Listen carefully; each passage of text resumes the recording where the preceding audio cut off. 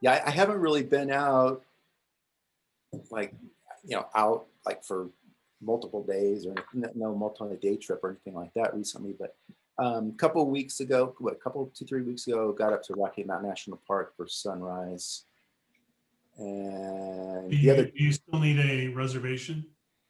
no. I now that it's not a crowded time of year and that there were no reservations required. So, and you could get in there before sunrise. They weren't limiting it to where you couldn't get in. I need to back up a sec. Bruce, this is Jeremy. Did you say you were rolling some film, implying you were bulk loading Tri-X from a 50-foot or 100-foot roll? Because Yeah. if so, I worship you as the old school guru that you are. Yeah, I still have all my stuff. I have a little dark room in my basement. I haven't used it in years, but she wrote, Corey says, "Hey, I'm doing this class." I'm like, here's my old Nikon N80 and here's all my stuff. I still have tanks and trays and bottles. I said, got to buy chemicals, and I have an enlarger and I have the timers and the room set up with the red lights and everything. So Did you have the commercial film or are you bulk loading it off the old 100-foot? well, it was an old 100-foot, and I looked on eBay. I didn't look at Amazon, or I didn't look at B&H and that, but eBay, or not eBay, but Amazon, you could get some bulk film. It wasn't Kodak. It was another, like, I think it was a Chinese brand or something, but it was like, you could get it. But this was an old roll of film I had. I said, I'll roll it up. You can try it, but I bought it in 2003, I think. So I'm not sure how good it'll be. But I have chemicals for you. what's If that? everybody else has done that, I'm curious what kind of cosmic ray streaks you get through it, because I still have a dozen or so rolls of film, got to be coming up on 20 years old. I don't know. I mean, it's been in my basement. It's been in the dark in the bulk roller. It's been in a controlled temperature and all that. So who knows? It may survive the thing. I told her we need to shoot a roll and then develop it and see what it looks like. And you said you had or still have the darkroom equipment in that? Yeah, when I finished my basement in 2000, I carved out a little space for a darkroom. I have a sink and the whole 9 yards. Okay, nice. I have an old enlarger that I brought with me from Grand Junction, and I've been hauling that thing around for 30 years, and I'm just still there. I got all the trays and all the stuff. I got everything I need for black and white. And Right. I'd have to remember how to do it all, because the last time I did some was probably 2003, and then I realized this is a lot of work compared to just going to Photoshop and clicking some buttons. And you don't have to turn the lights off. It'd be fun to go back and experiment with that, though. Yeah, no, it was. I mean, when I was in college, man, we did thousands of rolls of film. But now, and then when I worked for a newspaper, we did film all the time, black and white, but not anymore. You used to have to walk uphill both ways to school. And my bare feet on my hands. In hip deep snow, right? Yeah, that's right. And then build the schoolhouse when we got there. A friend of mine sent me this picture he sent it on Facebook. There's a picture of a bunch of guys climbing up a ridge on a mountain. And he goes, "This is apparently a photo of my parents walking to school from the old, in the snow." And it's just funny. I saw a New Yorker cartoon. It was a guy and his little son, and he was, giving him the line about walking to school in hip deep snow, and he's holding the kid by the hand, and the little kid is so small that he is in hip deep snow. I'll tell you what, we haven't had any winter here this year, that's for sure. Yeah, it's been almost no snow. And I looked at like the 10-day forecast anyways, at least here local. I'm sure the mountains hopefully will get some, but here locally it's pretty dry. I'd be firing up the old sprinkler system again if it doesn't start snowing or raining. I'm sure we will. Did you hear about that roll of film that was exposed for 8 years? Yeah, a guy put a piece of film inside a beer can and did a pinhole in it and hung it outside for 8 years. Oh, what'd he get? That'd be. And he developed, it was just like it looked like a graph. You could have each day would come, you see the sun come up a little line and then come down. Oh, wow. That's what you call a long exposure right there. Yeah. We're gonna be talking about that. That's right. Okay, so you need a beer can, some film, and 8 years. Who's in? 8 years. I guess it's some of those parts of that equipment. Well, I think we can all make a beer can. All right, let's. We got a really good participation tonight, a good audience. So I'll go ahead and get us started here. Thanks everybody again for attending. Second meeting here in 2021. We had a good competition here the first week of the month, and tonight we have a presentation. Thank you, Matt Theobald. I'll go through a little bit more of the introduction in that, but thank you for joining us tonight to share your knowledge on the various types of lens filters and how we can use those in our photography to come up with some unique looks. Really looking forward to tonight's presentation. A couple things real quick. Again, 2021, we're into a new year, but we still obviously have a few of the same challenges that I guess that we've had since, I guess, March. I know I'm optimistic that we'll hopefully be able to meet in person sometime later this year. I guess there's a few things in the works, vaccinations being one of those, right? That hopefully gets to that point.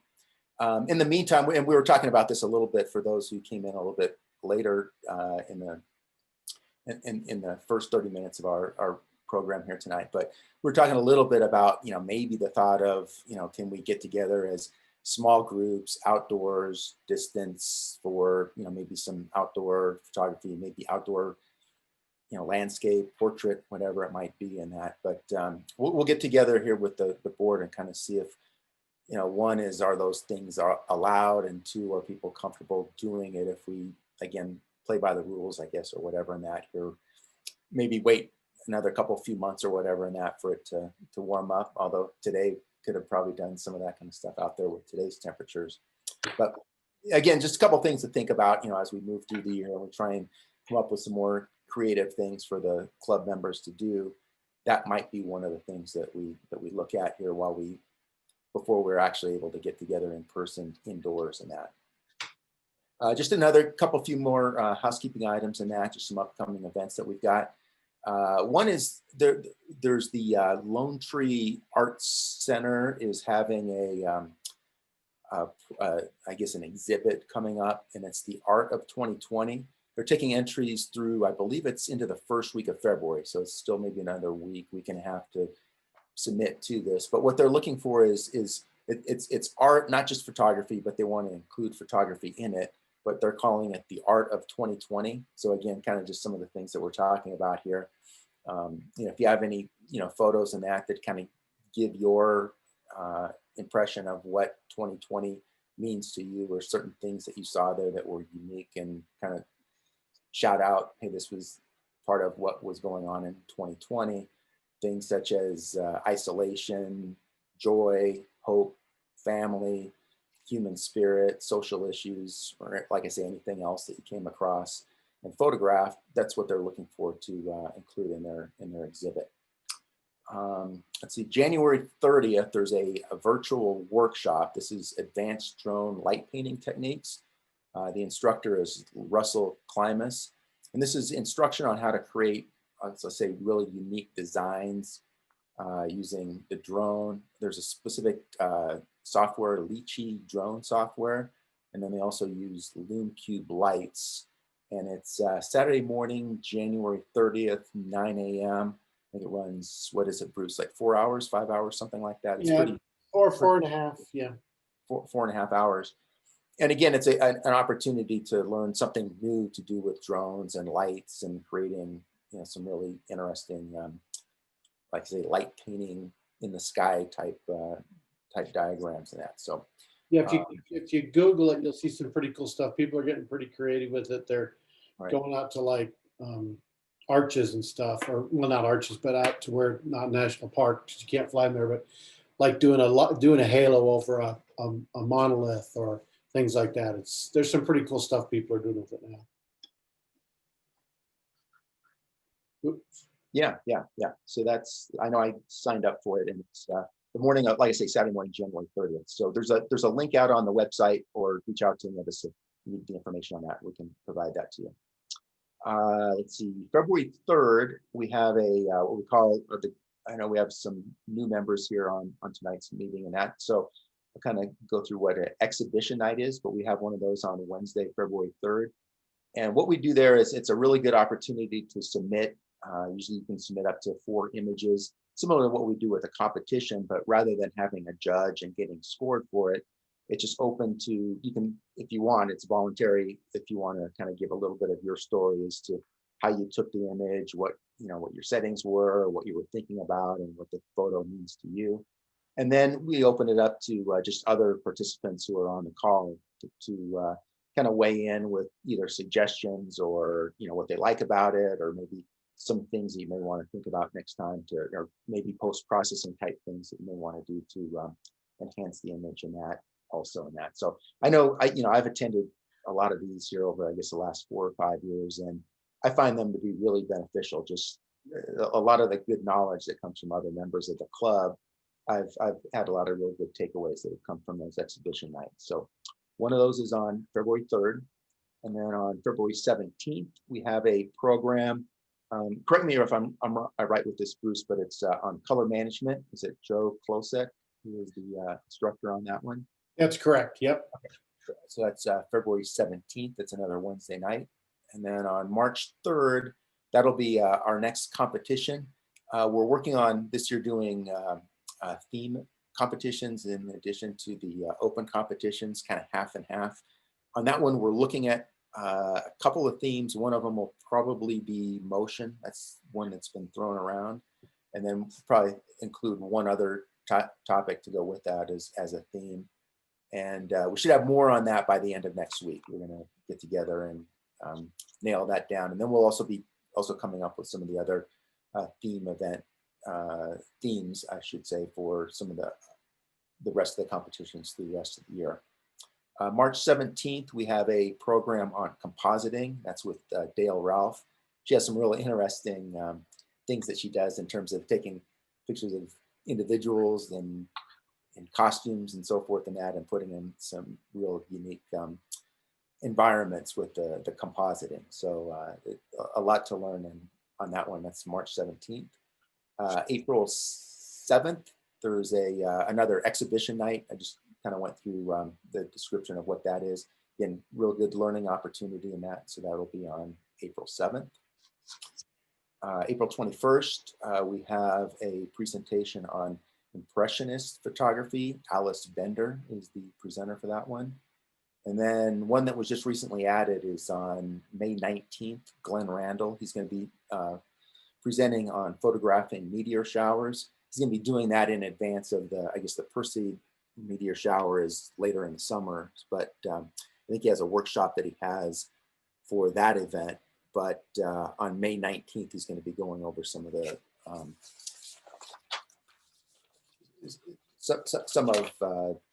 kind of going through how he goes about settings and so forth and that, and positioning himself for the meteor shower photography. So with that, I'm going to go ahead and move forward with the introduction of tonight's guest. We have Matt Theobald. Currently resides with his wife and son in Highlands Ranch. So another local resident photographer here. Born and raised in the UK, close to, is it Pembrokeshire National Park? Is that, did I get the name of that right? Yep. So I guess growing up, had some really nice scenery around him, and that took up an interest in photography with that as part of his background. Moved to the US, I guess opportunities to photograph the diverse landscapes, also for education in that. He went to Cardiff University in California with a degree in marine geography. He also did some climate change research at Stanford University. Let's see, has been photographing since the age of 15, which I guess in his case, that's not that long ago, but it's been, I guess, point and shoot cameras and that from back in at the age of 15, and has begun taking it up much more seriously beginning in 2014, 2015. And as you'll see tonight, has come across, has really developed those skills in a short amount of time. So most of his photography is landscape and wildlife, an emphasis on conservation and protecting our planet. to go along with some of his background and research on climate change and so forth. And his photography also includes some night photography, abstract, macro, and I think I saw some drone work out there on your website too. So It's actually aerial. Ariel. Oh, Ariel. Okay. Yeah. Okay. Yeah. Even a step further in that. So great. So with that, I'll go ahead and I don't know if you want to have anything else that you want to bring up in terms of your background. I'm sure I missed quite a bit there. Or with that, we'll let you go ahead and move forward with your presentation. Yeah, no, thanks, Michael. That was a very elegant introduction. So I will go ahead and just kind of jump in. I'll just touch on a few things that you mentioned, but can you see my screen, by the way, before we move on any further? Yes, we can see it. Yeah, Perfect. yeah, Excellent. So filters, they're a mystery. There's a lot to learn. There's a lot of variation in what you can do with them, why we need them, why we may not need them, how and why and what. And that's one of the questions that I'm asked a lot. And through my line of work and different things that I've done, you'll get more of a picture of why, but I've spent a lot of time working with people on filters and long exposure and all of this kind of thing specifically. So there's a lot of mystery around it. And I know that there's probably a lot of people here that have they're at very different stages in their journey with photography. And probably some of you used filters maybe a long time ago. Some of you have never picked up a filter. Some of you are maybe professionals and use them all the time. There's probably a big range. So hopefully this presentation is going to have something for everyone. There's going to be nuggets here for the beginner and for the intermediate and hopefully for the advanced as well. So thanks again, you guys, for the opportunity, Bruce in particular, for reaching out. And I love talking about filters and how they can really elevate your photography game. So let's jump in. Just a little bit about me, because Michael did a great job. Like he said, I'm a landscape, wildlife, and astrophotographer. Really anything that gets me outdoors, enjoying the beautiful natural surroundings that we have, I am all over that. And my father was actually a conservationist and an ecologist. He still is to this day, for the entire county in Wales that we grew up in. So natural world has been a very big part of my upbringing, and an appreciation for it and a desire to conserve it has been a big part of my life and also my photography journey. So one of the coolest things I've gotten to do as a photographer is work alongside very closely with two camera leading manufacturers, Breakthrough Photography and Colorado Tripod Company. I've had a blast working with them right up until COVID kind of ruined that, but I was able to consult heavily on product development, working with the engineers and the designers who are engineers and designers and not photographers. So figuring out how to best make the tools that photographers need, within particular, Breakthrough Photography is very much filter. It's a filter brand, and Colorado Tripod Company is more a tripod company, as the name suggests. And so that was a lot of fun, being able to see products kind of idea through to finished product. I also managed the pro team, the ambassador team, and got to work with some pretty amazing pros all around the world, and able to share my knowledge alongside these pros at workshops and different presentations like this one, and demo gear. And I was always happy when I was out there on assignment in the field, working with people and showing them why and how we use filters and seeing that light bulb go on. So Michael mentioned my background. This is where I was born and raised. On a good day, one of the most beautiful places on this planet. But it rains a lot, so having a good day is hard to find sometimes, but just a gorgeous setting to grow up, and I'm eternally grateful for that. And so what are we going to talk about? We're going to talk about filters, all different types of filters, and why we need filters, and why you should understand filters and know that they're there, and how and for what purpose you can use them to elevate your game. So I like to think of it as more elevating or leveling up your photography game. You kind of transition out of a more point and shoot style. When you first pick up a camera, what do? You kind of react to a pretty thing. You say, oh, that's pretty, I'm going to take a photo of it. And then you move on and you do the same thing over and over again. And so filters is a wonderful way to kind of elevate out of that style and it forces you to really slow down and think about what you're doing. And that, to me, is one of the most critical tools and things that a photographer can learn, is to really learn to slow down and analyze the environment that they're shooting in, analyze the situation, and really think about what's drawing them to that scene, and therefore how to best capture that. And Michael mentioned it, I'm mostly landscape. So this is going to be very heavily landscape oriented, this presentation. So just keep that in mind. But there's far more ways to use filters other than landscape photography. But this presentation will be pretty heavy on landscape, since that's what I do. The one thing that I think gets overlooked, and I love to see people grow into when they start using filters, is that it allows you so much creativity that you really can develop your own style and your expression. I'm sure you guys have your own YouTubers and your own Instagram people that you follow, and you just love their photography, and they're very successful with that style. And it's because they have an intentional style, they have a personality that's coming through their images, and they're artists, they're storytellers. And so filters are a great tool to allow you to really flourish into your storytelling, the way and the what speaks to you, and that's what's going to come across in your images. So we're going to talk about all these different types of filters and a few additional as well. Mostly, if you've seen filters before, you probably have seen the threaded filters. They are probably the ones that most people get when they start entering the world of filters, and they have by far and away the most availability online. You can buy them anywhere or in camera stores. And these are the main ones. The UV filter, we'll talk about that. The circular polarizer, we'll talk about that. The ND filters of all different densities, we'll talk about all that. And the night sky filter, which some of you may or may not have even heard of. And it's a very specialized filter, but can be pretty useful. So we'll go into these, and this is a very common way to use filters. They just simply thread onto your lens. And they use these adapter rings if you want to adapt a certain size of filter to different lenses. So a tip, if you have multiple lenses, if you look at that top right image there, you will see right here, that number 55 is your lens diameter. And so each of your lenses probably has one of those numbers on it, and that's the thread size of the filter that you need to buy. So if you have an 82, a 77, and a 67 lens, those are pretty common industry sizes these days.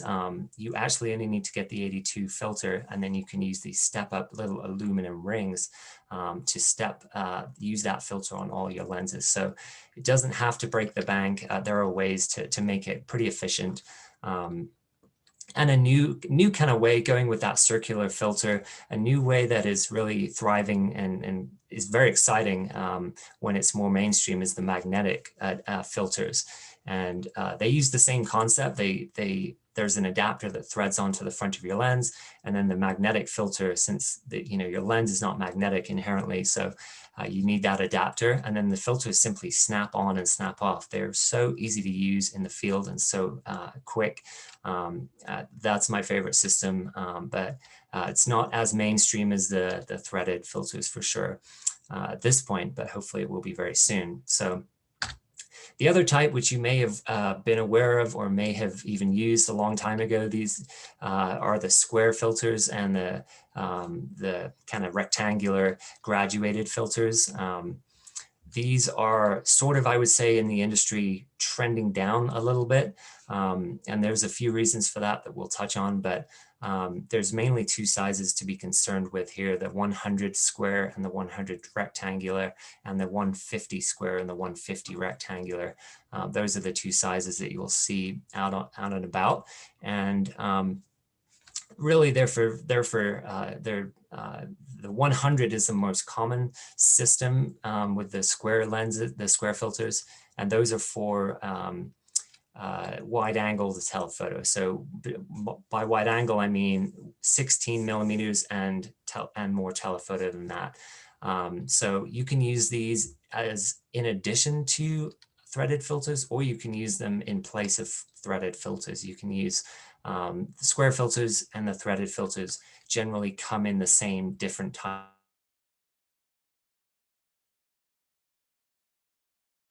But they work very differently. So instead of having a little step up ring or down ring, you have this holder that they slot into, and that allows you some freedoms that the threaded filters won't allow you to do, particularly if you're shooting with graduated filters. And we'll get into those and why those can be handy and how to use those and everything.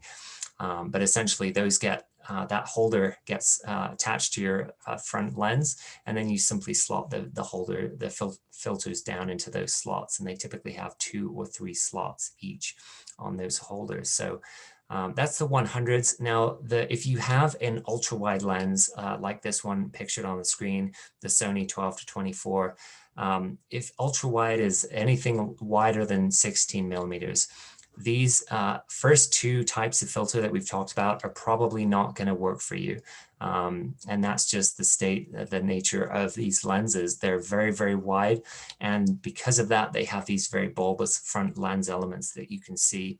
And most of them also have a very a fixed lens hood. So you couldn't attach a filter to it in the traditional way. So you have these different types of filters that sort of clamp onto the lens hood themselves. And these filters have to be huge, right? Because they're on ultra wide lenses. And if they're not, then you're going to see vignetting. And they have to be pretty far away from the front of the lens too, just based on the how they're put together. So they have to be ginormous. And the 150 by 170s, that's a big piece of glass. So if you have these lenses and you do a lot of landscape work, these are very popular landscape lenses these days, these ultra wides, then that's something to look into. So just to go over it in sort of visual form, how you put all this together, you obviously have your lens, your threaded filters, or then you can step up to the adapter ring to the square holder, or you can go with a magnetic system.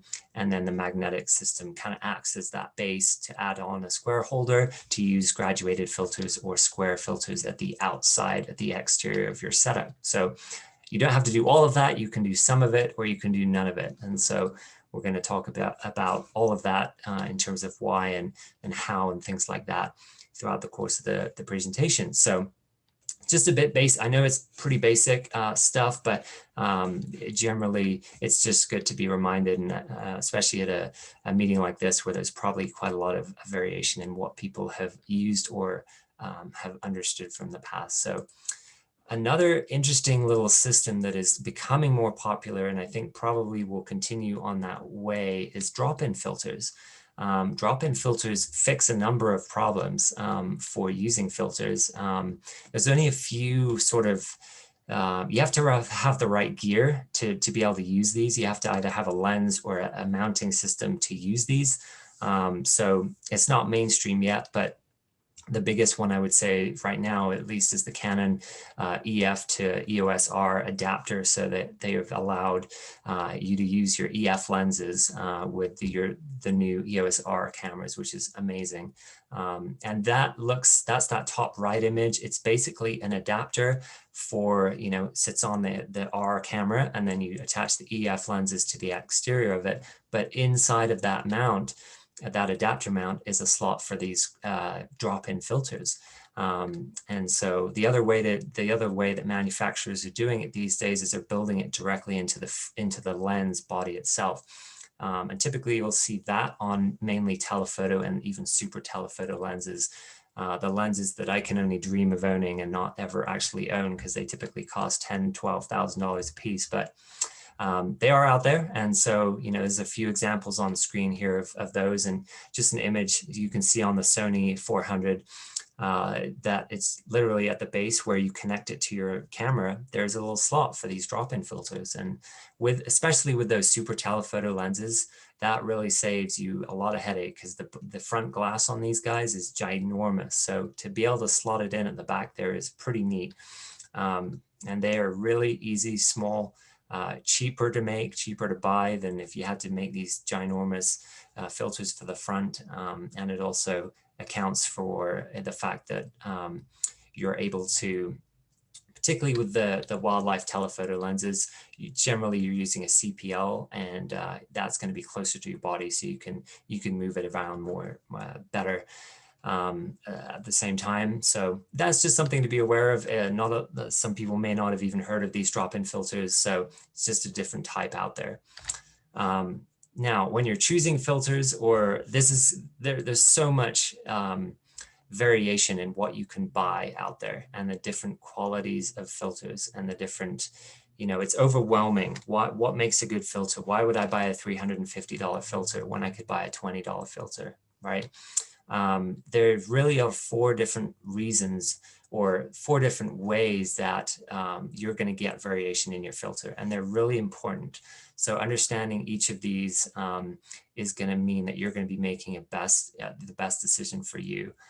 Obviously, the higher the cost, generally the better the product. But as with everything, right, we have to make compromises. We have to kind of figure out what we're going to need and what's going to be best for us. So first thing to consider is build quality, and build quality of the frame, build quality of the glass or the resin, and the coatings. So there's kind of those 3 subheadings under build quality. So let's take a look at the frame. Obviously you have the really cheap $10 Amazon plastic frames. Then you step up to more of an aluminum frame, and then brass, and then titanium, right? Are you going to be traipsing around Iceland 4, 5, 6 times a year, exposing it to just horrendous conditions? If so, you're going to want to get a good filter that's going to be able to stand up to those conditions. Glass or resin, Stingray filters, they've been around for such a long time. They make great filters, and they are resin. So the advantage, the disadvantage of resin is that it's going to scratch a lot easier than glass, particularly tempered glass. And so again, are you one of those people that always drops things? Maybe you should look at a tempered glass filter. Just to understand the longevity of life here is a big deal when you're spending a lot of money. And then particularly with the ND filters too, is the glass tinted, or is it a film that's placed over the glass? In that if you scratch the film, guess what? You're going to have a white streak on every image from that point on, because it's not going to be blocking out that light. So those are all things to consider, and these are all the reasons why there's such massive variation in filters. The coatings, and people don't often look at this one, but the coatings are pretty important. Not only the quality of the coatings, but the number of the coatings too. And generally, obviously, the coatings are going to help scratches, dust, water stay off the actual glass itself. It's going to give you more longevity of life, and it's going to also help reduce some of these weird things that we're going to see here in a minute that can sometimes happen when you're shooting with filters. Some reflectivity, some ghosting, some flaring that is unwanted. And the more the manufacturer has worked around these issues in their coatings, the less headache you're going to have in using the filter. So that's build quality. There's a lot there, but these are just some things that I recommend highly to look into when choosing your filter. Next one is an important one, and it's color neutrality, right? Color neutrality is if you take a photo of a white wall, it's going to be white. With no filter, it's going to be white, unless your white balance is messed up. But provided that's not the case, you shoot a white wall, it's going to be white. You add an ND filter or even a polarizer, you add a filter and that color may well change. It might be a slightly blue white, or it might be a slightly yellow white. And that's a cast that's being caused by, it's inherent to making a filter, right? Every filter has a color cast. It's just how much color cast it has and how bad it's gonna affect the color of your image. So people always say, well, I can just fix it in post. Well, here's the thing. If you're shooting a waterscape or an ocean scene and you have a blue color cast, yes, you can fix it in post, but there's blue in the scene that you want to be blue, right? So you're going to be destructively editing your image if you do that. So yes, you can do it, but please try to get as color neutral a filter as you can. It will just you'll probably thank yourself for it in the long run. And then the third thing is, what system do I want? What lenses do I have? What setup do I have? What do I need? Do I need the big giant bulbous front glass 12 to 24 setup? Am I good with just a circular setup for my 2 lenses? Do I have a drop-in system? You know, that's going to impact the price considerably as well. So, and then the last thing I'll touch on is company support, right? This is, again, often overlooked, but there's a very broad spectrum of companies that sell you filters on in camera stores and online. So do you want to work with a US company where you can pick up the phone and talk to a pro like me, or be able to talk someone intelligently about photography, or it's made in the USA? Or are you happy dealing with a company that's only on Amazon that doesn't even have a website? You know, it's from Hong Kong or China or something, and what you get is what you get, and that's pretty much all you can do. There's that variety. So hopefully that's kind of helped just put the whole thing into perspective and the things to look for when you're choosing filters. So once you have filters, how do we look after them, right? It's like any other investment. The longer you, the better you care for it, the more you maintain it, the better they're going to live and the better they're going to perform for you. So the number one thing is what I see in the field all the time is people blowing on their filters. Don't do that.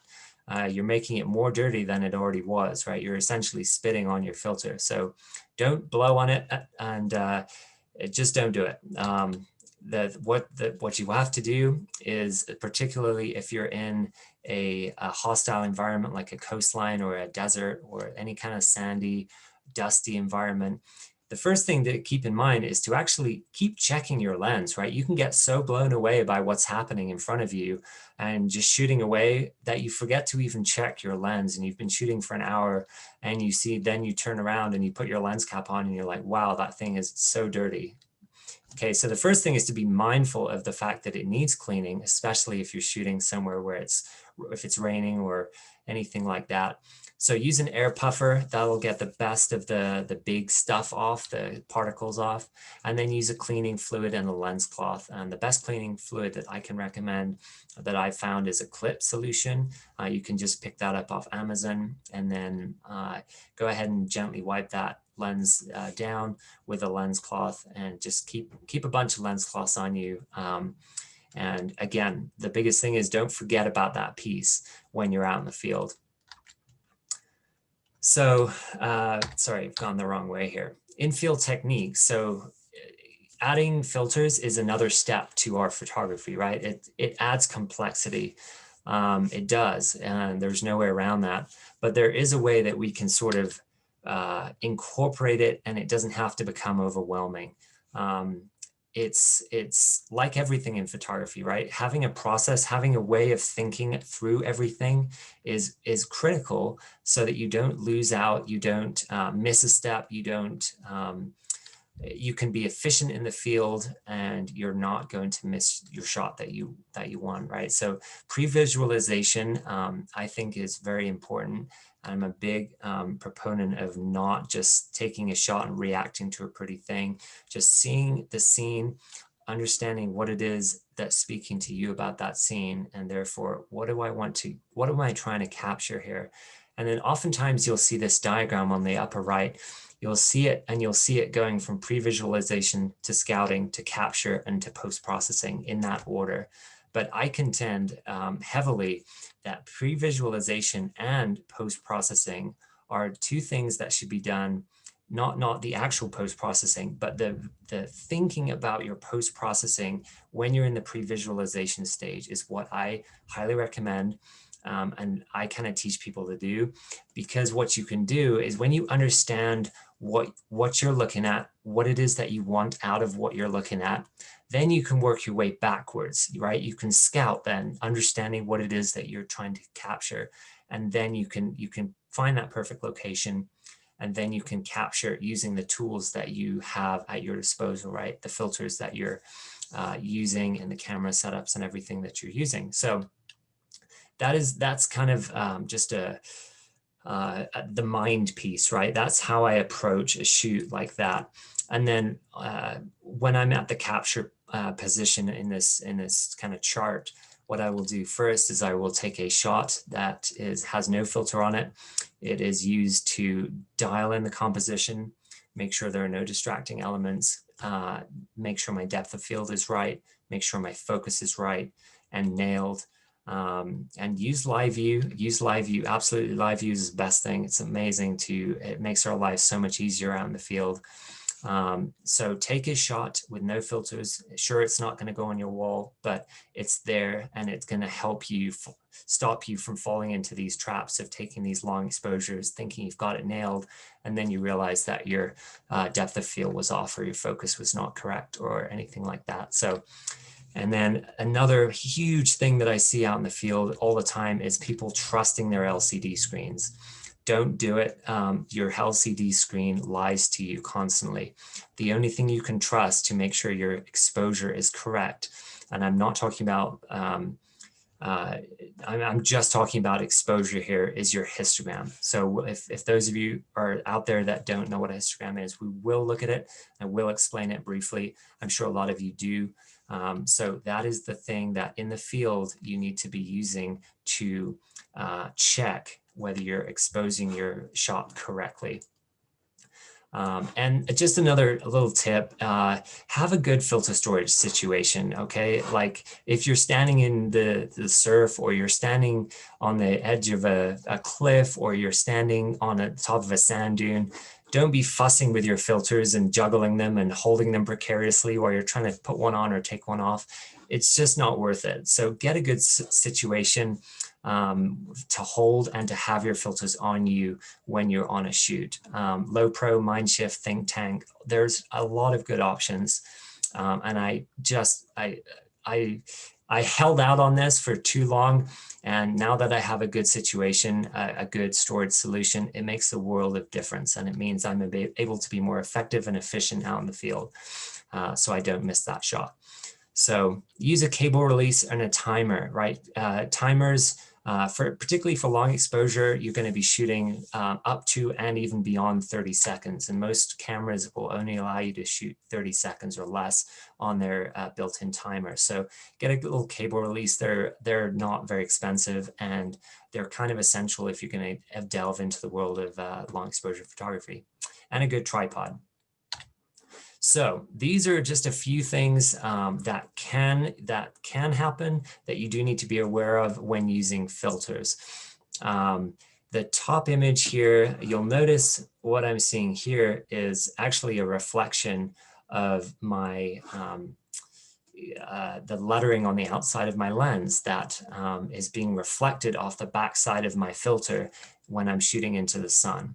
And that can happen. Like when you're shooting into the sun, if anyone's ever done that, you know that it's not the easiest thing to shoot. You're dealing with massive dynamic range.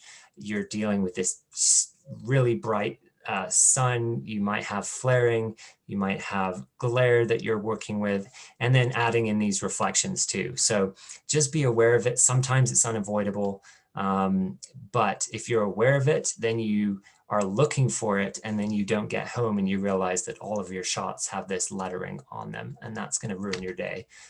So just be aware of that. These can happen when you add external pieces of glass to your lens. The second thing is to be aware of is light leak. And this is mainly an issue these days with the square filter holders and the square filters. And what light leak is, you know, when you go to the optician and you get your eyes dilated and you wear your sunglasses on the way home, right? Because it's so bright and your eyes are letting in so much light. And that sunglass is helping balance the exposure for your eye, right? That's what ND filters are doing for your camera. So your shutter is open for a long period of time, just like your eyes are. So there's masses of light coming in here. And the job of the ND is to shut out all that light so that you can extend your exposure and still have a good balanced exposure. So light leak can be, if you imagine I'm shooting a 30-second or a minute-long exposure, and there's a little crack of light between my ND filter and my holder, like I didn't position it just right. that light over the course of that 30 seconds or a minute is going to penetrate onto my sensor and cause a bright spot or discoloration or maybe both. And it's pretty unfixable. And so that can ruin your day as well. And generally with threaded, magnetic, or drop-in filters, not an issue at all. So just with the square NDs, be aware of that. Then the last thing is vignetting, and mechanical vignetting specifically. In this bottom image here, you can see these corners are all black. And the reason for that is I was shooting wide open, like wide angle, and I stacked too many filters on my lens. And so what this is actually just the corner of my filter being projected onto my image. So yes, I can zoom in and I can crop it out, but you know, the chances are I shot wide because I liked the composition and I wanted that. So 16 millimeters is about the time that you will start to potentially see vignetting start to occur when you're stacking filters together. So if you're shooting 20 or more telephoto, you're probably okay. But when you're starting to shoot wide, then be aware of that.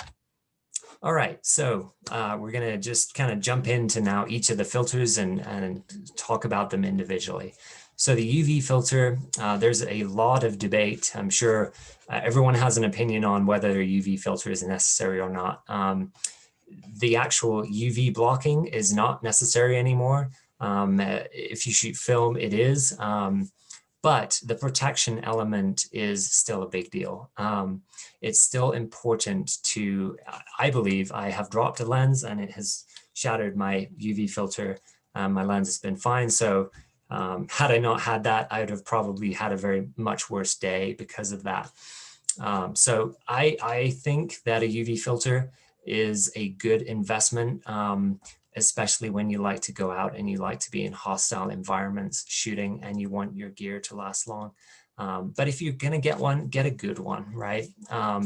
Again, it's like when you're choosing a filter, when you're choosing anything to do with your photography, you wanna get the filter or the tripod or the lens to match the quality of your setup, right? So you don't wanna get one of these new ridiculously stupid high megapixel Sony, Canon, Nikon cameras and then, you know, get a $200 kit lens on it. You want to sort of match the quality so that you can get the most out of your package. And the same goes for filters, and the same goes for the UV filter too. I see so many people who will get a $2,500 lens and they'll throw a $20 UV filter on it. And I'm like, just think about what you're doing here. You know, it's like you've gone out and bought a really expensive Ferrari and you've gone and thrown the cheapest road tires you could find on it. And so get one that's good. It's going to have highlight transmission and it's going to have the most highest quality coatings on it to protect from scratches and dust and things like that. So I have a UV filter on my lens when I'm not shooting with other filters. And that's another critical thing is when you are shooting with other filters, go ahead and remove it. You don't need it as a protector of your lens if you're shooting with other filters. So, but again, if you enjoy getting out there in the wild places and generally hostile to camera equipment, I think a UV filter is worth your money. Polarizer, circular polarizer. I'm sure a lot of you have polarizing sunglasses or have worn them or have used them and somewhat understand what they do.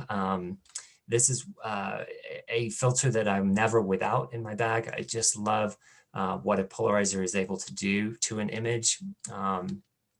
And for those that are not super sure what they do, basically they are a way of reducing the reflections, able to cut through water, the surface and see underneath. You're able to cut off that shine of the leaves if you're shooting a forest scene and something, and just the vibrancy of the colors and the leaves just pop and they come to life when you're able to cut out those reflections.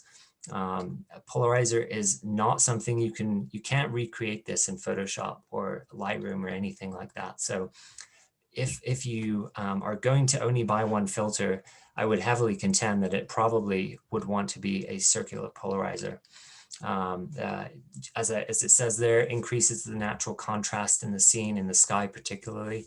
Natural saturation, especially around vegetation, you're going to see everything come to life when you shoot with a polarizer.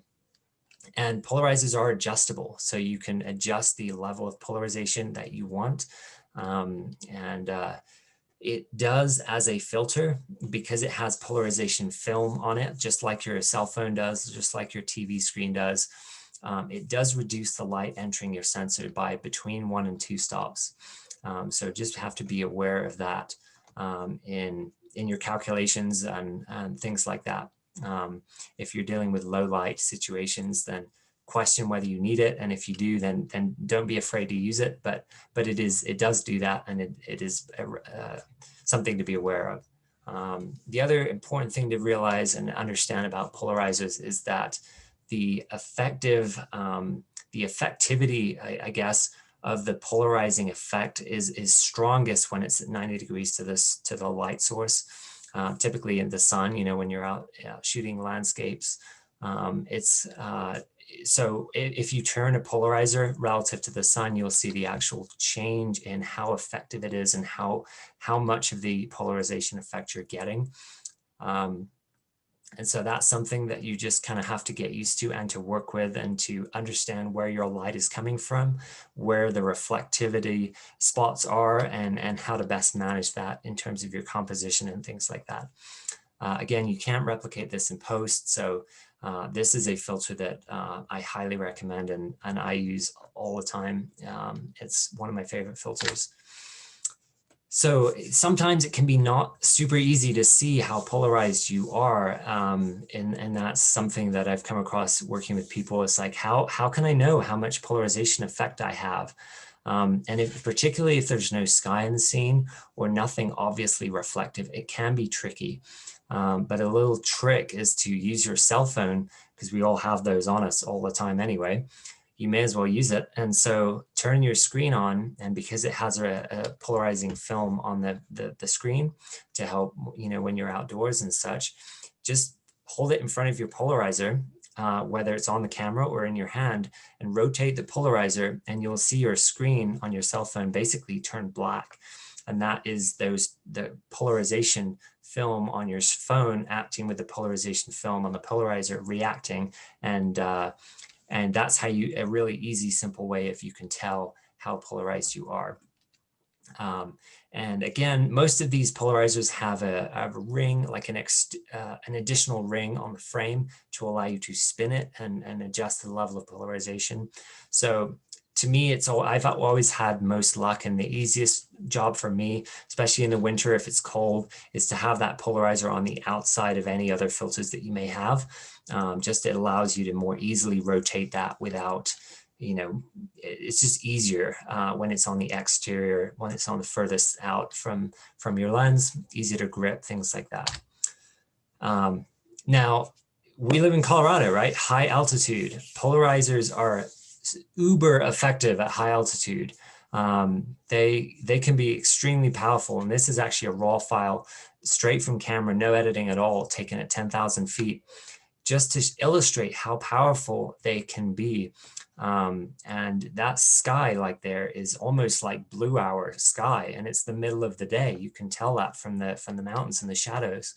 So especially at high altitude, you really have to watch out for and it's mostly an issue with the sky. If you have a lot of sky in your frame, if it's a big blue sky day, then you really have to be careful with looking at what the polarizer is doing to that sky, because you will see a much darker sky, and you'll also start to see some uneven darkening as obviously the angle is changing, right? From one side of the frame to the other side of the frame, that angle is changing relative to the sun. So that's why you'll see across a polarized photo that has a lot of sky, and you'll see a dark half and a light half almost, and that can start to look unnatural. So just be aware of it. Be careful with big blue skies, especially at high altitude. The other time to be very careful with polarizers is if you're doing a panorama or a stitch. Because again, like we just mentioned, because the angles are going to change, if you're going to take 4 shots and stitch them together, you're going to end up with a dark patch, light patch, dark patch, light patch, dark patch, light patch. And that's not, you know, a natural look at all. So in general, I recommend not using a CPL if you know you're going to be doing a stitch or a panorama. If you are going to use it, then be very, very gentle with it and use it on very low effect. And you will probably get away with it. But just be aware that it can do that. Hey, Matt, we got a question that came in. Yes. It says, what's your thought on, this is from Bob Corson, what's your thought on using circular polarizers versus using post-processing Photoshop, Lightroom? I understand it is for use in water, but why skies? I've found issues using a polarizer as the angle of the sky changes, which is just what you were talking about. So maybe you can address that. Yeah. Well, firstly, you can't really take off that reflection in post-production. There are ways that you can sort of fudge it, but you won't ever be able to do it in the same way that you can with a polarizer. Not that I know of, or any of the pros that I've ever worked with have shown me how to do that. Using it in the field is so much more effective because you're going to be taking the shot that you want, right? Maybe it's the rocks underneath the water that are really speaking to you. Maybe it's that, like this shot, if you guys don't mind me stepping back here, it's these that kind of frame this image for me. And so if I wasn't able to see much of that, would it be the same shot for me? Probably not. And I may not have taken it, you know?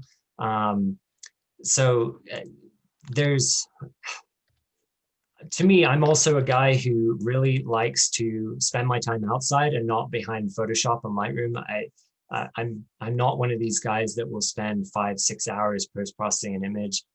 It's just not my style. But to be honest, I don't know of a way that you can accurately and effectively recreate the job of a polarizer in Photoshop on the surface of the water, or particularly where it's really powerful is where you're shooting a bunch of vegetation and leaves and things. I don't know. I'm sure there's ways to play with the contrast and maybe do a high pass filter or something to take off some of those highlights, but I'm just not sure that it would do the same thing. And I certainly probably wouldn't be as satisfied as getting it in the field. And absolutely, you're right. Sometimes it's hard to work with the angles and things, but that's kind of something I juggle with out in the field.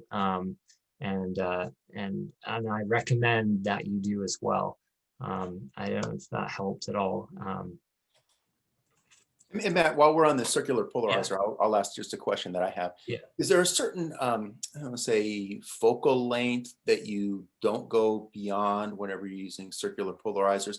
And when I ask that, it's you know, sometimes when you go super wide, say more than 24 millimeters or 20 millimeters or whatever, you get that, it's uneven across there, right? Where the polarization is affecting a part of it, but it's not affecting some of the others. So you get kind of a, I don't know if it's a banding effect or whatever. Is there a certain range that you don't go beyond with those? I would say less of a range and that's more of a compositional thing. Like I use this polarizer at 16 millimeters all the time, but it's well composed, and it's composed with the understanding of all the stuff we just talked about, right? I don't have a lot of sky in those images because you can't do that. Otherwise you'll get this huge, this big difference in like almost nighttime sky, and then this bright patch over on the right or the left. And so you just have to be aware of it and compose correctly. And if the polarization effect of the scene is something that you can't compromise on, then you have to compromise on your composition essentially. Or maybe you tone down the polarizer and you just get a little bit, and you find that balance. That's what I do. But I wouldn't suggest that there's necessarily a focal length that I wouldn't be using a polarizer under. It's more of a compositional thing, and just being aware and checking for these potential pitfalls that I just kind of touched on. Thanks. Yep. So now that we've talked about why polarizers are useful, let's look at why they're not useful. Sometimes you don't want to use them. I feel like these two images on the screen are made through the reflections. The reflections are why I took the shot. And so I don't want to use a polarizer here. And actually on the left-hand side, this is in Oregon. I was here at a workshop with Colby Brown, and I was working with a participant here, and he had a polarizer on, and he was telling me how he always uses a polarizer when shooting water. And I'm like, oh no. Here's this image that I just took, the image you're looking at, and he was like, wow, like he just got stuck, as so many people do, like always use a polarizer when shooting water. That is not correct. There are times when you don't want to use them. And, you know, it was kind of an eye-opening moment for this chap to see what was possible without it, and kind of breaking that rule that he was, there's some truth to that, but rules are there to be broken. And there are times when an image will not benefit from a filter or a polarizer in particular, as these examples show. Aerial photography, I dabble in it. I love to do it. I love flying and I love photography. So why would I not love to do aerial photography? And polarizers are pretty much the only filter that you would want to use in an aerial photography situation, especially when you're shooting around coastlines, when there's sea fog, haze, sea spray, when there's a lot of vegetation and greenery. Again, that's the polarizer's sweet spot, right? Is cutting those reflections and being able to pull out that contrast and that color, that saturation naturally. So if you do, or if you want to do any aerial photography at any point, I would just throw a polarizer in your bag too, because it can help in certain situations. Same with wildlife photography. I love photographing hummingbirds. They're fascinating to me, and photographing them is not easy if any of you have ever done it. And wildlife photographers have a weird thing with filters. And I'm okay to say that because I call myself a wildlife photographer as well. And, you know, taking taking filters to a wildlife photography meetup or conference or a meetup or whatever it is, people look at you funny, like, filters, why? And I think it's because wildlife photographers can get easily stuck on, has to be the lowest ISO possible, has to be the highest shutter speed possible, and there's no compromise on any of that ever. So, but I would contend that having a polarizer, again, yes, I know you're reducing your stops by potentially 1 or 2, but the benefit of having a polarizer when you're shooting in like birds in vegetation, again, it can be pretty substantial gains from having that polarizer on. And shooting hummingbirds, their feathers are extremely reflective, as you may know. And so it can really help taking portraits and things to get the sheen of that reflection off using a polarizer. And that to me is like, that's like extreme wildlife photography. Like, it's hard enough taking a photo of a hummingbird, then you're trying to mess with a filter and adjust the level of polarization and get that right. It's just ridiculously hard, but very rewarding when you can get it right. So if you enjoy wildlife photography, again, a polarizer might be something you want to dabble with, but use sparingly. Hey, Matt. Yeah. Rich had a suggestion on the banding and the stuff with the polarizer in landscapes and skies. It was to take 2 shots, one with no polarizer, with no effect on the sky, and then one with the polarizer, and then merge them together in Photoshop. Absolutely, you can do that. Absolutely, yep.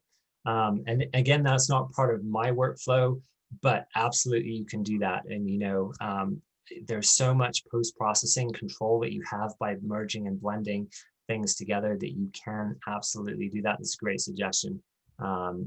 So absolutely. Next, we're going to move into neutral density filters.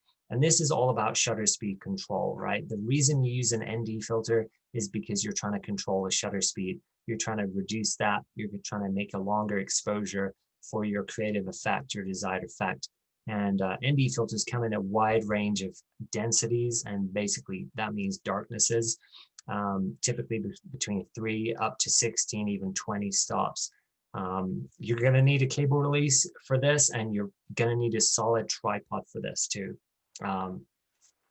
Again, without ND filters, there's no easy way to replicate this in post-production. And this is where it starts getting interesting. You've got a lot of creative freedom here. And this is where the doors open in terms of your expression and your creativity. And this is where it gets really fun. So my two favorite filters that I have with me is a 3 and a 6 stop ND. And the reason being, you know, often people will say, well, shouldn't I buy a 3 and a 10 or a 3 and a 15? So I have dark and I have light.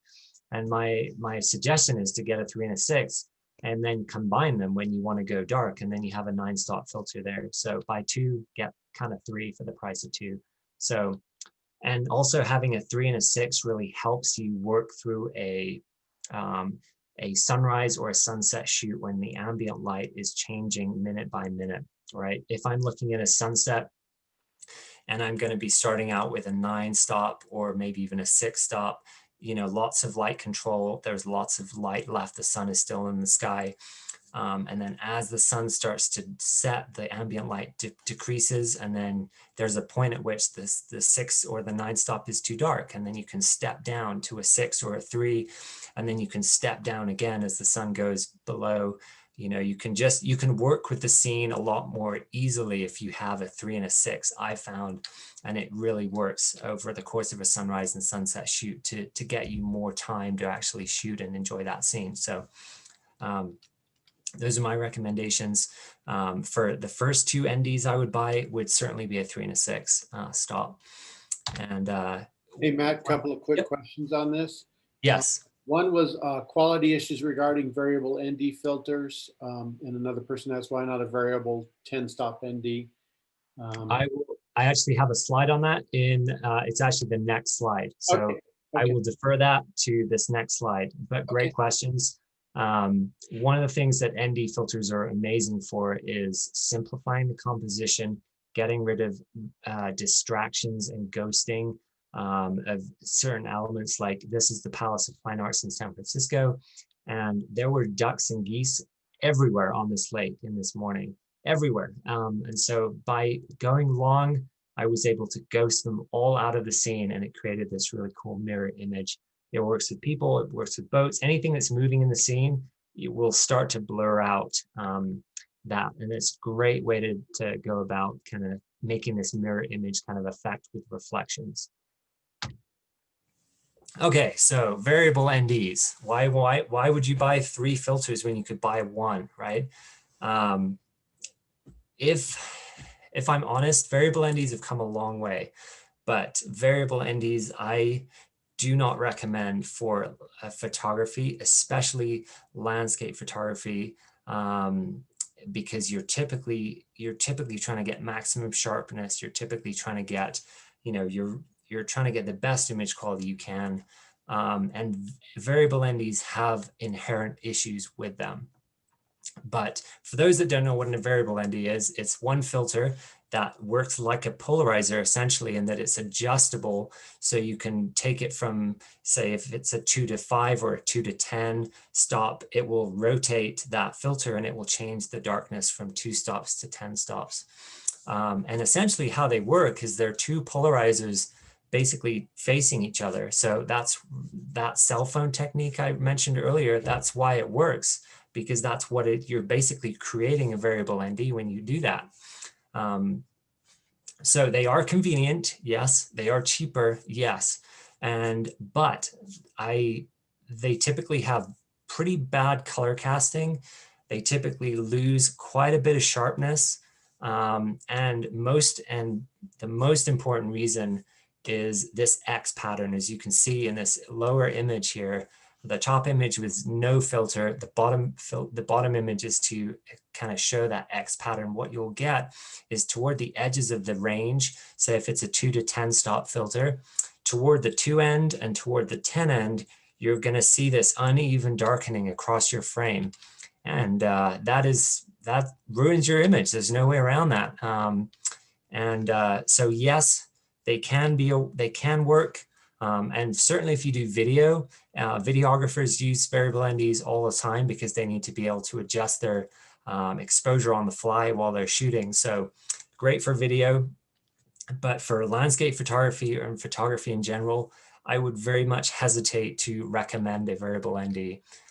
If you are going to get one, I would suggest getting one with a less of a big range. Don't get a 2 to 10, get a 2 to 5 or a 6 to 10, because you're going to have less of that extreme X pattern because it's not trying to do too much. So I hope that kind of answers that question. But like I said at the start, they are getting better, and Polar Pro is probably the best one out there right now. And I don't know that it will be too long before they will be a workable situation for landscape photography, but that's why I don't recommend them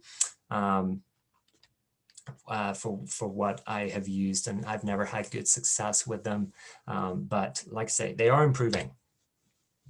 So how do we actually go into the field and start shooting long exposures? We need to basically look at a scene. We need to calculate the desired shutter speed. What am I trying to shoot here? How fast is the subject moving? That's going to determine my exposure time.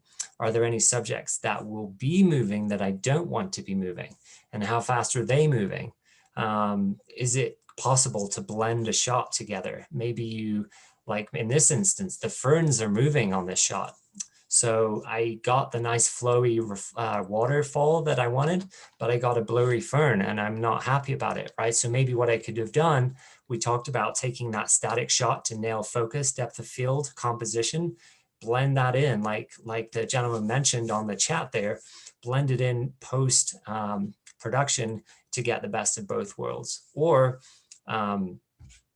maybe change your shutter speed. Maybe I didn't need to go this long to get that same effect. And maybe the ferns would have not been moving had I not gone quite so long. Now, filter companies like to send you these charts. Charts can be very helpful, but please don't rely on them. Okay, these charts, they can be great for getting you in the ballpark of what your exposures need to be based on how much of an ND that you have. And your desired shutter speed, but it does not know where you're standing. It doesn't know what your subject is. It doesn't know how much light there is. It doesn't know anything about the situation that you're in. So use it as a guide, but please don't rely on it. Again, the one thing you need to be relying on is your histogram to make sure your exposure is correct. Those are just some things to, as you start to getting into long exposure, look at, use these charts as you're learning, and that's great, but then take into account all these thought processes and make a decision based on what you're seeing, not what the card is telling you. And then this is really, I love shooting around water. I love playing with long exposure in water because even the direction of flow matters. Direction, if the water's coming in towards you, you're going to be getting a really powerful scene. You're going to be getting lots of drama and intensity and energy, right? That's the word, energy. Like this shot here, that wave hitting that bank there on the back of the frame, you can almost hear the crash of that wave. It's just a very powerful effect that it has on your images if you're shooting waves or water that's flowing towards you. Water that's flowing out from you or away from you provides the opposite effect. Calmness and serenity, peace, and just like, it's very still and calm. It's very interesting how just that subtle difference makes a huge difference in the feeling of an image. Now, sadly, 24 hours later, there was nothing calm or serene about this scene. This was in Kauai in 2018, happened to be there, and I shot this image, and 24 hours later, it looked like this. Had an insane storm. Many of you may have heard about it. It actually ended up being the greatest total rainfall in a 24-hour period in the US history to this day. So pretty intense 72 hours. I will not ever forget that time. And 50 inches of rain fell in 24 hours, which is just insane. Anyway, so once you've kind of learned and you've played with getting the water flowing into you, flowing out from you, you can turn around and you can do different things. Like the shot on the left, I'm sort of looking along the waves as they're coming in and receding as well. And that's kind of a unique and interesting take on it. The shot on the right, the water is coming around that far rock and it's kind of swirling and coming in a kind of arc around me and sort of making these interesting little eddies behind this foreground rock here. And so you can really play with things, and you can set your composition, and you can find where these little eddies are, and you can just kind of go nuts and experiment. That's one of the things I love to do, and I love to kind of encourage people to do.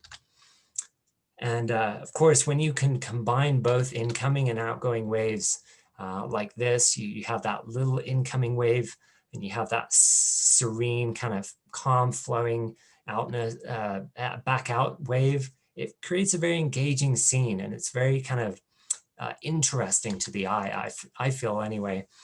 So those are fun to play with too, trying to capture both at the same time. So NDs, it doesn't have to be 2 minutes to be a long exposure, right? You can do 20th, a 13th of a second. And this just goes to show if the water's moving quickly, like it is on the right, a 13th of a second will give you some pretty smooth flow.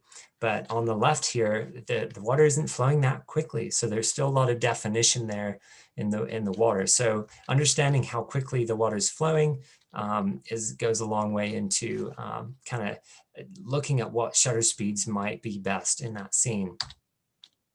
Again, here you have half a second and an eighth of a second. You've still got a lot of definition here, but you're starting to get streaking, which is kind of cool. Because you've still got the definition and the interest in the waves, but you're filling in that negative space with streaks. And that's kind of the sweet spot. I love to be around a third of a second, half a second, fifth of a second. That is my sweet spot, especially when I'm in a coastal environment for that reason. You can go even longer, 2 seconds, 5 seconds, where you'll start to see a sense of movement, but it will start to fade a little bit. It will become more creamy and less definition there. And so as you go longer, you just basically blur out any detail at that point, and you create a very, very different look and feel for the image and the scene. This shot on the right actually is an interesting story, because it's here in Colorado. It was a June thunderstorm, and it was raining so hard that day. It was miserable standing there taking this photo. But what was happening was lightning was striking in that sky all the time. It was basically dark. I mean, it was so black. It was late afternoon, and lightning was illuminating over the course of this 5 minutes. It didn't look like this at the time, but you know, when you take a long exposure like that and you capture 10, 12 lightning strikes, you capture this light that is illuminated the mountains and kind of creates this really unique effect. So don't be afraid to go long on those moody, rainy, gross days that you just don't want to be out there. Put on a 10 or a 15 stop filter and you'll be amazed at what you can do. NDs also really are amazing for isolating a subject, right? Telling a story, removing any distractive elements. Here I wanted to take 2 images, and I knew I wanted to take 2 images. I wanted to first tell the story of these beautiful twigs, these just sticks that are just perfect in the water, enjoying the sunset, right? As the golden hour turns to the blue hour, you can see that kind of juxtaposition at the bottom. It's starting to be blue hour as the sun is going down. And the last of the golden hour still kind of hanging on. And then the second I knew was going to be a black and white, and it was all about contrast and form and shape, right? And the contrast between light and dark, things like that. Same thing here. It was a gross day. It was raining torrentially on the Oregon coast, and I was like the only one on the beach, and it just sucked. But look at what you're able to do, right? It's taking a bad situation and making something kind of interesting out of it. Using that negative space intentionally. You're using it as a compositional element instead of it just being a rainy, gray day. It can be an asset. If you want, you can even explore the abstract, right? So the subject becomes the movement itself, or the subject becomes the color itself. Doesn't even need anything more than that, right? These are handheld exposures, long exposures, just to kind of take away that subject, but make the actual movement or the color itself subject. Timing is absolutely everything. And this is one of my favorite kind of stories to tell, but I was here on this is Walton Lighthouse on the Santa Cruz coastline in California. And I was just kind of very slowly, as I was watching the sunrise, very slowly making my way along this beach that was slowly being filled in by the tide. And what I was noticing, I saw this rock and I really liked it. I liked the golden kind of seaweed that was sitting on it. I liked its compositional shape and form. But there's nothing here that's like really wow, you know? And so I just stood there watching it for a while, and I noticed on the highest of the waves, the water would actually flow around this rock. And what it would do is it would flow through this channel you can see down here on the lower right-hand side. And I waited and I watched and I watched and I waited, and then I was able to capture this, right? So seeing what is happening, being a student of your environment, watching what's happening and seeing what opportunities are being put in front of you. Like this was maybe, gosh, like probably less than a second, I had the opportunity to take this, and anyone else walking by would have never seen it, right? You have to just stop, you have to look and watch it, 3 or 4 cycles of the waves coming and see what it's doing every time so that you can start to predict it. And so I love to show this because it's like you kind of create an image that is barely even there and most people would never even see. I'll just touch on dark CPLs really quickly, just so you know they're there. Once you've used a CPL and a dark and an ND filter, why not combine them? And that's what this is. It's a combination filter of an ND and a polarizer. So they're great if you already own both. They can be really useful in landscape situations. And I love my dark CPL, but you do kind of have to have both already because you can't take away you can't take away the ND-ness of a dark CPL. It's always going to be an ND. So, but for those instances where you're going to be using both, which is common in landscape photography, this dark CPL is a great option to go with. And again, if you're shooting a lot of wide angle stuff, having one filter is much going to reduce your possibility for vignetting than if you have 2 or more stacked. So we'll just touch on here these graduated filters and why these graduated filters are necessary. These are 2 histograms here. You'll see these on the back of your camera. And this is showing you, a lot of people I'm sure know what this is, but for those that don't, this is a graph of your, this is a graph of what your sensor is capturing in terms of the data. And how on the left-hand side it's basically pure black, and on the right-hand side it's pure white, and then in the middle is all of the pixels that your sensor is capturing in terms of how light and dark they are. So a stretched histogram like you're seeing on the left is these high contrast situations like a sunrise or a sunset. It's very common to have this kind of histogram because you have this bright sun just above the horizon, you have these deep shadows in the foreground. So the sensors hate this, the cameras hate this. We hate this as a photographer because it gives us headaches about how to best compose and to best shoot the exposure. And you're gonna lose detail. The further these pixels are to the left and the right, you're gonna lose a lot of detail here in the post-production, and you're gonna not love it. You know, you'll be pulling out very dirty shadows, and you're going to potentially have an overexposed sky that has no data in it at all. So that's why we use GNDs and graduated filters. It's to balance that exposure and to bring those edges, those peaks into the center a bit. So as you can see, what they are essentially is they're NDs, but only half the filter is an ND. So you can just plot that over the warm, the sky, the hot part of the scene in terms of how light it is. And then you can balance that exposure. And you have different gradations of that graduation. Here on the lines, you see a soft gradation here for use up in the mountains or somewhere where there isn't necessarily a very even hard horizon. And then the hard horizon here is perfect for like a seascape or somewhere where you are dealing with a very flat horizon. And then this is my favorite graduated filter, the hard reverse grad. And what that is able to do is it's able to just function as basically a sunrise and sunset filter over the ocean. So you're able to just bring that sun down right as it's just above the horizon, and you're able to just focus your energy on that to bring that exposure down, and the rest of the scene is kind of left to do what it is, and it just helps take some of that extreme highlights out of that scene for you.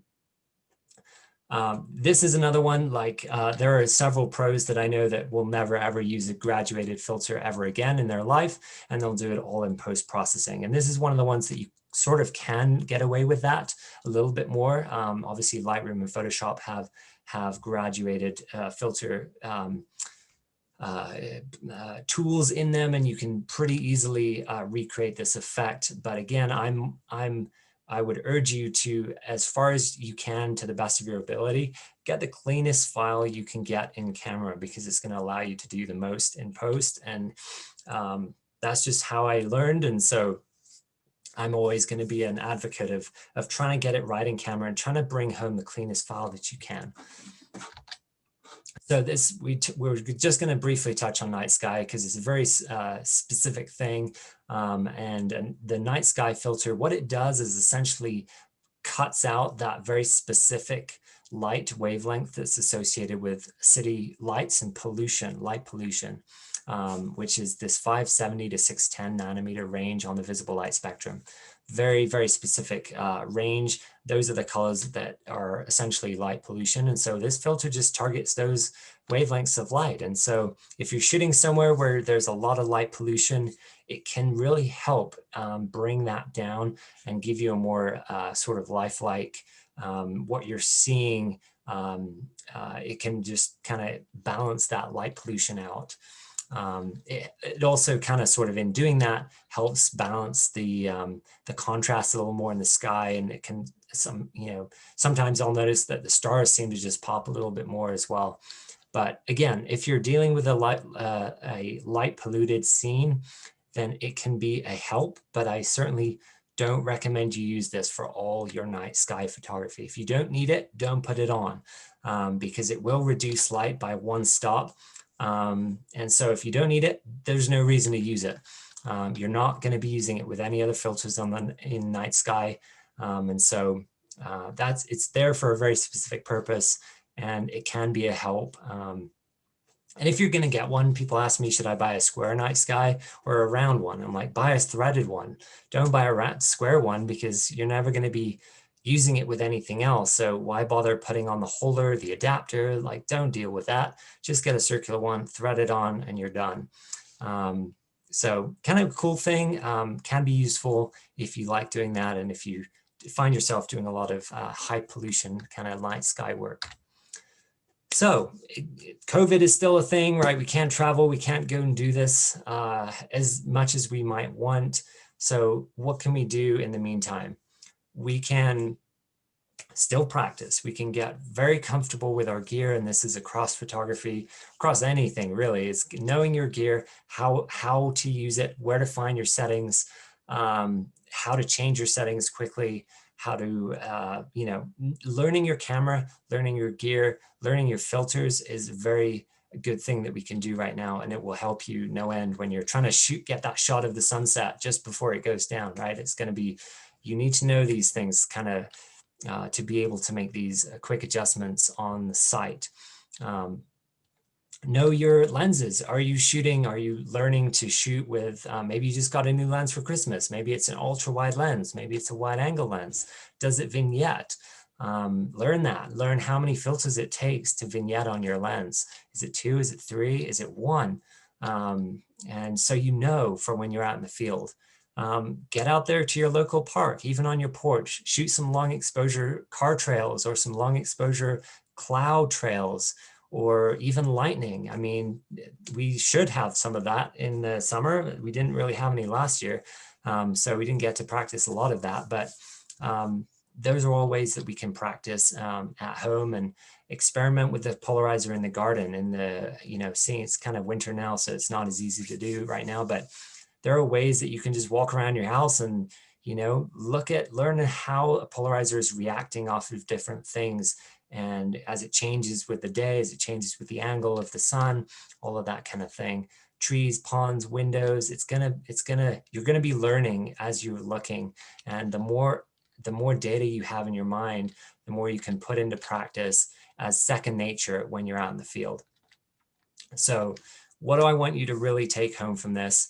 First off, filters do not compensate for poor fundamentals, right? So don't forget the basics. I've seen this in the past, you know, focusing, distracting, learning filters, taking a long exposure, and you realize when you get home, it was totally out of focus, or your depth of field was way off or something. So never forget the fundamentals, and try to keep that in mind while you're learning or while you're growing into using filters. Get comfortable using them individually before you start adding them together. I kind of mentioned that in the dark CPL thing, like learn a CPL, learn an ND, and then you will start to say, this would be a perfect time for a dark CPL. And you'll start to kind of grow into that. So don't let it be overwhelming by, look how much, look all these things I can do, just one step at a time. And it's not that difficult. It just requires sort of practice and experimentation. And as you build your vocabulary, your creative vocabulary, in terms of looking at a scene and looking at it almost in your mind's eye through an ND filter or through a polarizer, and you're almost knowing what they're going to do before you kind of get your even camera out of the bag, that's training your eyes to kind of see in a new way. And that's one of the most important things we do as photographers is seeing as, you know, the greatest photographers of our time, or any time really, are those people that have nailed this piece, right? They see the world through this information that they've gathered, and they're able to kind of take that and create what it is that they're seeing in their mind's eye. And that's what makes it an interesting story. You know, it's what makes you be able to express what you're seeing. Once you know the story you're able to tell, it's much easier to work backwards through the technicalities of what filter, what lens, what focal length, what depth of field, you know, what angle. All of that is easier to work backwards if you can kind of see at the end goal at the start. And that kind of harps back to my thing at the start about looking at pre-visualization more than just the first step, but also incorporating the last step in your final image and what that's going to look like. And just experiment with the immense creativity and the freedom that you will experience using filters. It's so much fun to go and play and go and try different shutter speeds. Like I mentioned, my favorite is like, if I'm on the coastline, I love to be around 1/3 of a second, maybe 1/5 of a second. That's where I start, because I know that I just love how that looks with the incoming tides and the waves and such. So go experiment. Maybe you're longer, maybe you're shorter. I don't know. That's the beauty of finding out. And maybe you'll start gravitating towards your own different shutter speed or your own different set of filters. So that's pretty much all I had for you guys. My main takeaway is go and enjoy and experiment. Thank you, guys. Yeah, thank you, Matt. This was amazing. I came into it thinking I knew a fair amount about filters, and now I realize just how much I didn't know. So this really got me inspired to go out. And in fact, just a week ago, I bought and it was the breakthrough filter, but the 15 stop. So yep, something to go play around with in that. So yeah, now that's a fun one. Yep, that's a really fun one to play with. Yeah. So I'll do that. Real quick, there were a couple questions that came in here towards the end. Dave Purcell asked, on 10 or more stops of ND, do you try to focus through the filter or focus without the ND, lock off the focus, and then carefully screw on the filter? Yeah, I try and focus before I screw on the filter. And that is one of the advantages of using the square system, is you're less likely to bump that focus rail or focus ring. If you can in any way lock your focus, that's a great way to do it too. But certainly, even with live view and all the stuff that we have, I have never found being able, when we're dealing with critical sharpness here, you know, you're not trying to get it sharp-ish, you're trying to get it critically sharp. And so the only way that I would recommend you're going to get that every time is by nailing that focus first and then adding the filter. And you certainly get better at that. Maybe you'll bump hit one every 10 times and you have to start over. But to me, not compromising on that critical sharpness is key. Great, great. Let's hear, there were a couple questions that I had. One was, you had mentioned earlier, showed that chart and the kind of the time differences or whatever and so forth, and that, Yeah. kind of recommending not using that, but maybe just sort of, but and I guess my question is because I guess it's on Photo Pills, they have a conversion type deal and so forth, and that, which I guess would be kind of the same type of thing. But, you know, when you're talking about, you know, going and like I say, a 10 stop, or like I say, I just got this 15 stop one or whatever, would you still not recommend using it, at least kind of to get like an example, especially if you're talking about going out, you know, there could be a big difference between, say, guessing at it, say, do I need it to go for like a minute under these settings, or with this, you know, with this 15 stop neutral density deal, you can always do the math on it or whatever, but that thing will kind of kick out a pretty rough estimate as far as how long to go. Would you still, again, not recommend using that for some of these really long exposures? Well, actually, for the really long exposures, that's when I'm going to use them more, not use them in terms of Bible, like this is what I'm going to do. But if you're shooting a 3 or a 6 stop filter, you only have to wait, depending on the light, you know, you don't have to wait there 5 minutes to see if you've nailed it, to see if you've got it right. But on a 15 stop, you might have to stand there for 4 or 5 minutes to see if you've got it. So I would rely a little bit more on it going long, at least until you get used to the filter. Like the first time I would absolutely use it. I would get a ballpark in it. And then you're starting to build that in your mind's eye. Like you'll start to build that knowledge over time of when, you know, how under certain lighting conditions, you'll get that rough estimate in your mind with your own lens and things. So, but you know, I'm less likely to trust that chart on a short long exposure, because I can just test it and then I know in 8 seconds or something. But I'm not going to stand there for 5 minutes and then be way off, and then stand there for 5 more minutes and be way off again. You know, I'd rather kind of get it right in that ballpark and then make minor tweaks either side of that. So they are useful to get you around about where you need to be. But what I've seen time and time again is people out in the field not looking at what's here. They look at what's here and they go on that. And the chart doesn't know what is here, and they don't know what you're looking at in the situation that you have. So I hope that kind of answered your question or helped a little bit. Yeah, no, very much so. Thank you. Let's see here. There was another question that came through, and it just has to do with this last image that you have up there. The question is, what is the shutter speed for this final picture? The shutter speed for this final picture is, I believe that it was about around about a 25th of a second or something like that. This is really hard to do. I don't know if anyone's ever been to the North Shore of Kauai or taken these mushroom waves anywhere else. There are a few spots in Oregon that they can happen, but my God, like this is a way for you to fill up your memory card in a heartbeat, and you may not even have anything to show for it. Like this is really tricky stuff.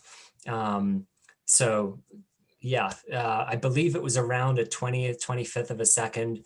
Because you've got to get that split second where that water's there. So you can't go too long because it will be blurry. You can't go too short because you'll miss it. It's a recipe for a long evening, but I wouldn't rather it any other way. I love this shoot, and I love this image too. So yeah. Let's see, there's another question here. Joe Benkert asks, UV versus protective filters is a question.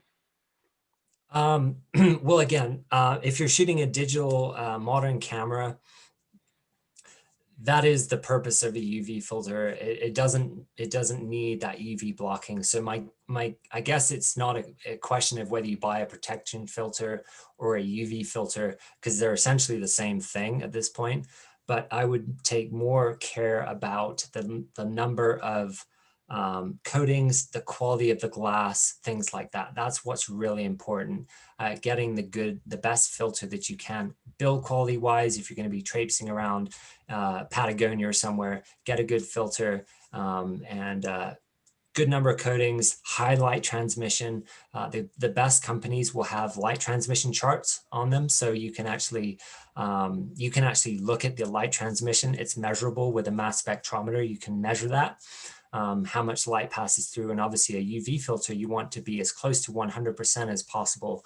And so the best UV filters are 98, 99% light transmission. So I would say look at the quality of the filter in terms of the other things, and you're going to be just fine. Great. Let's see. One last one that I had too.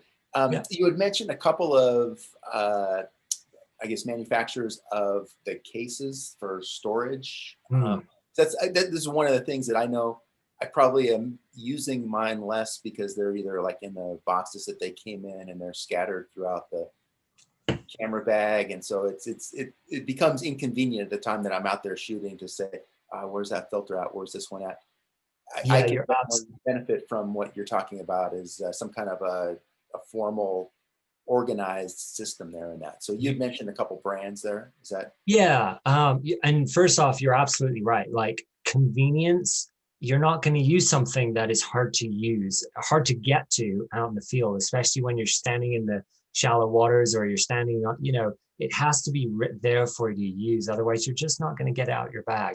And, camera bag manufacturers are being really clever these days too. And there's a number of them that actually have, forget the exact name, but if you're interested, you can email me or find it online. But they have these pouches where the camera bag actually has an insert that will pull around and basically will become a fanny pack for you when you're shooting. And you can it has like little areas where you can store filters and lenses and things like that. So it's right on your stomach when you're there. And that's pretty cool to me. I have one that kind of straps onto my belt. So I have it right here. And I have a smaller one that I can kind of shove in my raincoat pocket if I'm standing in the ocean or somewhere and I'm worried about spray or rain or something. It's in my raincoat pocket, but still very accessible. Think Tank, Mind Shift, Low Pro. There's, I'm sure, a number of other ones on Amazon, but those are the kind of the good ones. Just again, it kind of depends on how many filters you have too. And what if you still want to be carting around G&Ds, those 150 millimeter by length filters, you're going to need a very specific case for that. But again, you're absolutely right. If it's not there and easy for you to use, you will not use it, and that's a shame. It shouldn't be a barrier to using it. Right. Let's see. I don't see any other questions. Just a lot of very complimentary comments in there. So again, everybody really enjoyed it. So great. And like my email is on there. So if a question comes up, please don't be a stranger. Feel free to email me. Even if you're out shooting and you go, man, I wish Matt was here to ask me a question. When you get home, shoot me an email. I'm more than happy to help any way I can. Great. And I threw your website, a link to the website out on the chat also. Oh, perfect. Wonderful. So you can get through to me anytime. Matt, thanks again. It was awesome. Yeah. Very, very glad. And again, I love talking about this. I'm sure that came across. So it's a passion of mine, and I could talk all evening about this stuff. So it was really my pleasure. Great. Thank you. Appreciate it. Okay. If nobody else has anything else, we'll go ahead and end. And then again, we've got a couple of things. We have the drone class on June 30th. That again was with the lighting. And then the next meeting we have is February 3rd. It's an exhibition night. So these are the upcoming events. All right, Michael, you get to end the meeting. You're the host. Okay, I think that was it. Unless anybody else has any questions or other comments in that, we'll go ahead and end it here. Okay. Thanks, everybody. Thank you, everybody, and thank you, Matt. Huh?